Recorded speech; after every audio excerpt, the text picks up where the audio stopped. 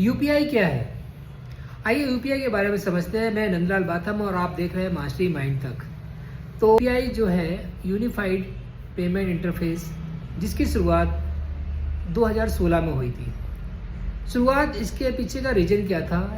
इसका रीज़न ये था कि पहले बैंकों में पेमेंट के लिए या ट्रांजैक्शन करने के लिए काफ़ी लाइन लगानी पड़ती थी, जो काफ़ी लेंदी प्रोसेस हुआ करती थी और बहुत ही ज़्यादा टाइम टेकिंग भी थी। लोगों का बहुत ज़्यादा समय बैंकों की लाइन में लग जाया करता था। लेकिन जब यूपीआई आया तो लोगों को डिजिटल पेमेंट बहुत आसान हो गया, ट्रांजैक्शन करना बहुत आसान हो गया। पहले जो बैंक के द्वारा हम ट्रांजैक्शन करते थे, आईएमपीएस अगर हम करते थे तो उसके लिए कुछ चार्जेस पे करने पड़ते थे। एनईएफटी फ्री हुआ करता था, लेकिन आईएमपीएस अगर आपको करना है तो बैंक कुछ चार्ज किया करता था हर ट्रांजैक्शन के ऊपर। लेकिन जब यूपीआई आया तो यूपीआई से लोगों को बहुत सहूलियत हो गई और बैंक पर डिपेंडेंसी लोगों की कम हो गई। मोबाइल एप्लीकेशन डाउनलोड करके एक पर्सन से दूसरे पर्सन को आसानी से पेमेंट ट्रांजैक्शन हो जाया करते थे। शुरुआत में इसकी डिपेंडेंसी कम थी, लोग ट्रस्ट कम कर रहे थे कि ये सक्सेसफुल होगा नहीं होगा, पेमेंट कहीं फंस तो नहीं जाएगा। कई सारी माइंड में समस्याएं थी, कई सारे विचार आया करते थे कि भाई कहीं पैसा हमारा इतनी मेहनत से कमाई हुई पैसा है, कहीं गलत जगह ना चला जाए, गलत ट्रांजैक्शन हो जाएगा तो वापस कैसे आएगा। पता नहीं था लोगों को वो इसके बारे में।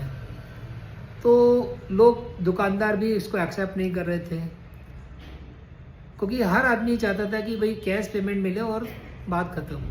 लेकिन जैसे जैसे समय में बदलाव हुआ, लोगों की जैसे जैसे अवेयरनेस बढ़ी यूपीआई के बारे में, ट्रांजैक्शंस के बारे में, इंटरनेट और डिजिटल लेन देन के बारे में, सिक्योरिटी के बारे में, तो वो वैसे वैसे लोगों ने उसको एक्सेप्ट करना स्टार्ट किया। शुरुआत में केवल पर्सन टू पर्सन ट्रांजैक्शन हुआ करते थे। एक पर्सन से दूसरे पर्सन को अगर पैसा ट्रांसफ़र करना है तो वो काफ़ी आसान हो गया था यूपीआई से। क्योंकि आईएमपीएस में पहले क्या करना होता था कि पहले आईएमपीएस में हमें बैंक अकाउंट रजिस्टर्ड करना पड़ता था, उसके लिए भी बैंक टाइम लेता था और उसके बाद हम ट्रांजैक्शन कर पाते थे। उसके बाद भी बैंक चार्ज किया करता था। लेकिन यूपीआई ने फ्री में ट्रांजैक्शन करना स्टार्ट किया। यूपीआई का लोगों को जो एक्सपीरियंस आया वो काफ़ी अच्छा था, पॉजिटिव। जिन लोगों ने इसको स्टार्टिंग में यूज किया वो काफ़ी हेल्पफुल महसूस कर रहे थे उससे। लेकिन जैसे जैसे लोगों ने इसको एक्सेप्ट किया, अवेयरनेस बढ़ी, तो पहले जो मोबाइल यूपीआई आईडी को लेके हम ट्रांजैक्शन किया करते थे, बाद में मोबाइल नंबर यूपीआई आईडी बन गया और फिर क्यूआर कोड हर जगह स्टार्ट हो गया। तो बात जो पहले पर्सन टू पर्सन हुआ करता था, आज वो पर्सन टू पर्सन के साथ साथ में पर्सन टू मर्चेंट भी हो गया है। अगर आपको पेमेंट किसी मर्चेंट को करना है तो वो भी आप आसानी से कर सकते हैं। क्यूआर कोड स्कैन करके भी आप पेमेंट कर सकते हैं। आपको कहीं भी जाने की ज़रूरत नहीं है। कुछ लिमिटेड ट्रांजैक्शन को छोड़ के बाकी सारा ट्रांजैक्शन आपको फ्री मिल जाते थे यूपीआई के अंदर, और बहुत ही क्विक, बहुत ही शॉर्ट टर्म में एक बार में तुरंत पैसा आपका एक अकाउंट से दूसरे अकाउंट में ट्रांसफ़र हो जाएगा।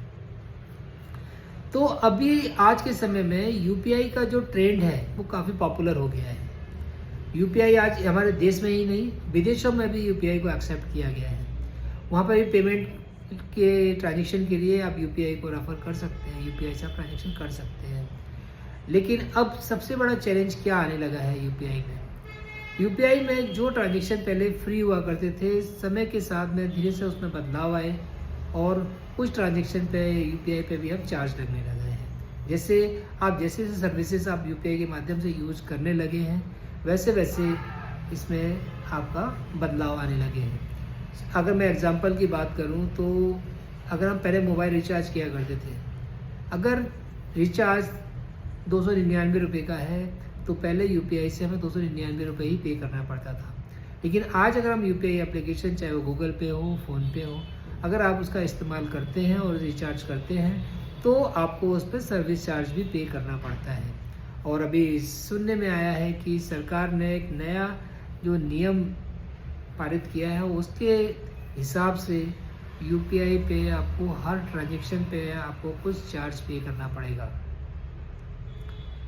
ये इसका डिटेल वीडियो में आपको एक दूसरे वीडियो में आपको बताऊंगा कि यूपीआई में पर ट्रांजैक्शन चार्ज लगाने का क्या रीज़न है। इसके पीछे भी जो फॉरेन कंट्री हैं, वीज़ा, मास्टर कार्ड, ये सारी जो कंपनियां हैं, इनके कारण हमें ये जो हमारे पास यूपीआई के अंदर जो सर्विस चार्ज या ट्रांजेक्शन पे चार्ज लगने वाला है, ये काफ़ी हद तक उनकी देन है।